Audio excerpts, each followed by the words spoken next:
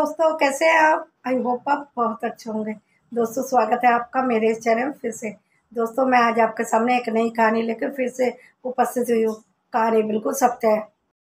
तो जो मैं आज आपको कहानी सुनाने जा रही हूँ वह एक गांव की कहानी है। एक गांव में दो दौरानी जेठानी रहती थी अपने परिवार के साथ। एक का नाम कुसुम था और दूसरी का नाम कविता। ये दोनों ही शादी करके आई हुई थी। जो कविता थी उसकी अभी नई नई शादी हुई थी और सुमन की कुछ साल पहले शादी हुई थी। लेकिन जो सुमन थी वह बहुत सुंदर थी और कविता एकदम काली और बिल्कुल भी सुंदर नहीं थी। लेकिन कविता जो थी वह बहुत पढ़ी लिखी थी और जो सुमन थी वह पढ़ी लिखी नहीं थी। इस बात पे बहुत गर्व था सुमन को कि मैं सुंदर हूँ, लेकिन उसने कभी ये नहीं सोचा यदि वह सुंदर नहीं है तो वह पढ़ी लिखी तो है। इस बात को कभी नहीं सोचती थी और उसको बहुत ताने देती थी। हमेशा कहती थी तुम काली हो, सुंदर नहीं हो, हमने तुम्हारी शादी अपने देवर से करा तो दी लेकिन तुम उसके लायक नहीं थी। हमेशा इस बात को लेकर ताने देती थी वह अपने दौरानी को। सुमन कविता को हमेशा परेशान करती थी। खुद तो आराम करती, थोड़ा बहुत काम करती, सारा घर का काम कविता से ही कराती और बात बात पे ताने भी देती थी। तुम्हें काम करना नहीं आता, तुम्हें ये नहीं आता, तुम्हारे माँ बाप ने तुम्हें कुछ सिखा के नहीं भेजा। लेकिन वह कविता चुपचाप सुनती और सारा घर का काम करती। वह कुछ भी जवाब ना देती क्योंकि अभी वह नई नई आई थी और उम्र में भी उससे अपनी भाभी से छोटी थी, इसलिए वह कुछ भी जवाब नहीं देती थी। और पढ़ी लिखी भी थी, संस्कारी भी थी। यदि वह संस्कारी ना होती जरूर जवाब देती। उसने सोचा कोई बात नहीं, बड़ी है, बोलने दो। लेकिन वह अपने पति से जरूर कहती थी कविता कि तुम्हारी भाभी मुझे हमेशा ताने देती है, सारा घर का काम कराती है और मेरे माँ बाप को भी बोलती है कि तुम्हारे माँ बाप ने कुछ नहीं सिखाया। मैं फिर भी चुप रहती हूँ। फिर वह इसका पति कहता है कुछ दिन तुम नहीं हो ना, अभी तुम चुप रहो, मैं बाद में भाभी से बात करता हूँ। यदि मैं अभी बात करूंगा तो भाभी बोलेंगी तू अभी नई नई आई है और तू जोरू का गुलाम बन गया और मुझसे उसके कहने पे शिकायत कर रहा, इसलिए मैं अभी भाभी से कुछ बात नहीं करूंगा। तुम थोड़ी पुरानी हो जाओ, फिर मैं उनसे पूछूंगा कि तुम मेरी बीवी को क्यों तंग करती हो। कविता तो पढ़ी लिखी होने के साथ साथ बहुत संस्कारी भी थी और बहुत गुणी भी थी। वह अपनी भाभी को कभी जवाब नहीं देती थी। उसके पति के समझाने पे वह समझ गई। वह सोचती कोई बात नहीं, शायद भाभी धीरे धीरे बदल जाएंगी। लेकिन उनका रवैया बिल्कुल नहीं बदला और वह सोचने लगी। अपने पति से एक दिन कहती है कि मैंने ना जितनी पढ़ाई की है मुझे गवर्नमेंट की तैयारी करनी है। तो उसका पति कहता है ठीक है कर लो और उसे तैयारी करने के लिए बोलता है और वह गवर्नमेंट की तैयारी करती है और कविता की नौकरी के लिए जब पेपर देती है और वह पास हो जाती है बहुत अच्छे नंबर से और उसकी गवर्नमेंट नौकरी लग भी जाती है। ये बात उसकी भाभी को बर्दाश्त नहीं हुई। वह मन ही मन चिढ़ने लगी और वह सोचती है मैं क्या करूं, अब क्या करूं, ऐसे करके अपने मन में प्लान बनाने लगती है।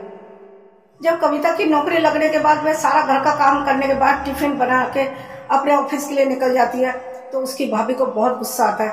वह सोचती है ये तो काम भी कर लेती है और नौकरी पे भी चली जाती है, पढ़ी लिखी भी है, मैं इसको इतना ताने देती थी ये सुंदर नहीं है, फिर भी मुझसे आगे निकल गई। उसकी भाभी को ये सब बातें बर्दाश्त नहीं।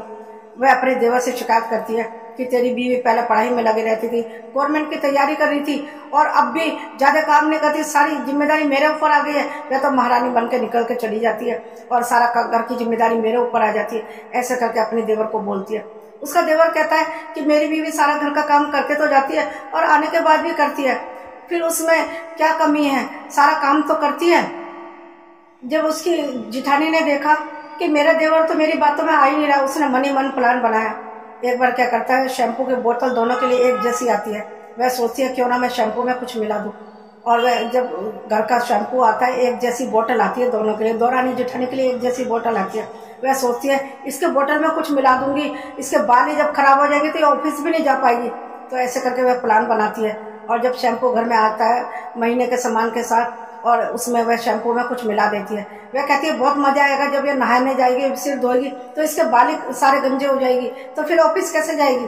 ऐसे करके वह प्लान बनाती है और शैम्पू में कुछ मिला देती है।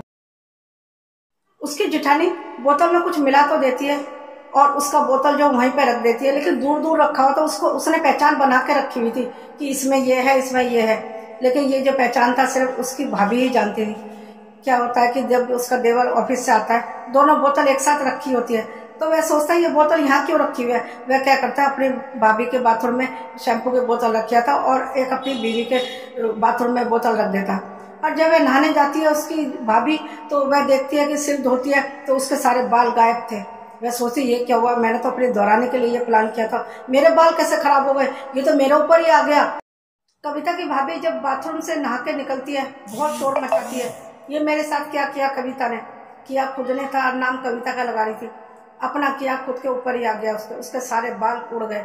वह सोचने लगी अब मैं क्या करूँ, इसलिए उसने सोचा कविता के ऊपर इल्ज़ाम डाल दूँ, और वह कविता के ऊपर इल्ज़ाम डालने लगी। उसका देवर कहता है वह कविता ऐसा क्यों करेगी, उसने कभी ऐसा काम किया ही नहीं, तुम इतना बोलती थी, इतना ताने देती थी, उसने आज तक जवाब नहीं दिया, और वह अपने मन में कभी बैर नहीं रखती, वह कर ही नहीं सकती।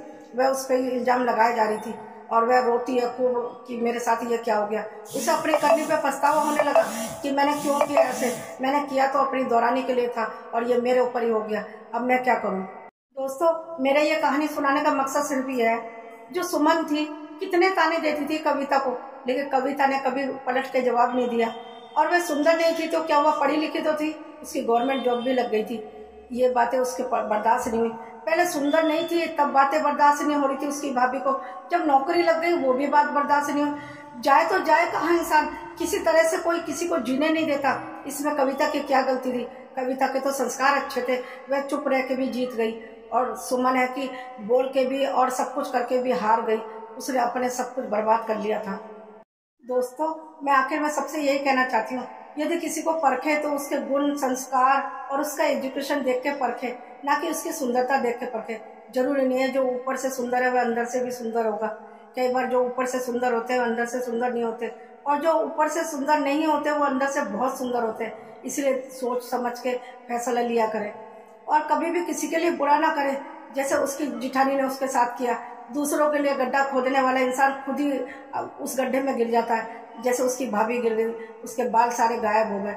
दूसरों के लिए सोचा था उसने गलत और खुद के संग गलत हो गया। इसलिए किसी के लिए गलत ना सोचे। बस मेरी ये कहानी यही समाप्त होती है। यदि आपको मेरी ये कहानी पसंद आई तो एक लाइक और शेयर कर दीजिए, और यदि आप मेरे चैनल पर नए तो सब्सक्राइब भी कर दीजिए और बेल आइकन को भी प्रेस कर दीजिए ताकि अगले आने वाली वीडियो आप तक पहुंच सके। दोस्तों, कमेंट तो जरूर कीजिए आपको मेरी ये कहानी कैसी लगती है और आपको और कैसी कहानी सुननी है। बस मैं यही समाप्त करती हूँ अपनी कहानी। मिलती हूँ अगले वीडियो में एक नई कहानी लेके। तब तक के लिए नमस्कार। अपना और अपनों का बहुत ध्यान रखिए। हमने देखा हमेशा लोग ऊपर की सुंदरता देख के खुश होते हैं, लेकिन वह कभी नहीं देखते कि उनके मन में क्या है। और जो सुंदर नहीं होता उसका कोई भी इज्जत नहीं करता। थोड़ा सा किसी की हाइट कम हो उसकी भी बेइज्जती करते हैं, किसी की हाइट कम हो तो उसकी भी हंसी उड़ाते हैं, और कोई सुंदर ना तो उसको भी मजाक बनाते हैं, और जो थोड़ा सुंदर तो उसको सर आंखों में बिठा के रखते हैं। ऐसा क्यों होता है? कभी भी ये नहीं सोचते कि उसकी हाइट कम है, उसका मन देखो, उसके गुण देखे जाए, और जो सुंदर नहीं है उसके भी गुण देखें। लेकिन सुंदरता के ऊपर ही दुनिया मरती है, ऐसा बिल्कुल नहीं होना चाहिए। क्योंकि सुंदर जो इंसान होता है उसके अंदर कुछ भी हो सकता है, वह गलत भी हो सकता है, और जो सुंदर नहीं है वह बहुत अच्छा भी हो सकता है, उसका मन भी सुंदर हो सकता है। इसलिए मैं दोस्तों सबसे यही कहना चाहती हूँ कि ऊपर की सुंदरता कभी ना देखे, हमेशा अंदर की सुंदरता और मन की सुंदरता देखे और उनके संस्कार देखे, ना कि ऊपर की सुंदरता से हमें क्या मिलेगा। ऊपर की सुंदरता तो थोड़े दिन की होती है, लेकिन अंदर की सुंदरता और मन की सुंदरता सारी जिंदगी रह जाती है हमारे साथ। यदि कविता सुंदर नहीं थी तो पढ़ी लिखी तो थी ना, ये बात उसकी भाभी को क्यों नहीं समझ में आती थी? जरूरी नहीं है ऊपर की सुंदरता ही सब कुछ होती है, मन की सुंदरता जैसे कविता में थी, मन की सुंदरता और पढ़ी लिखी, ये सब क्यों नहीं दिखता किसी को? सब ऊपर की सुंदरता क्यों देखते हैं? जो ऊपर से सुंदर होता है कई बार वह बहुत गलत होते हैं और उनके मन में भी बहुत गलत होता है, और कई बार जो सुंदर नहीं होता उनका मन भी बहुत सुंदर होता है, और जो सुंदर होता है उसका मन बहुत काला होता है। ये बहुत बार देखा है हमने। ये बात किसी को समझ में क्यों नहीं आती?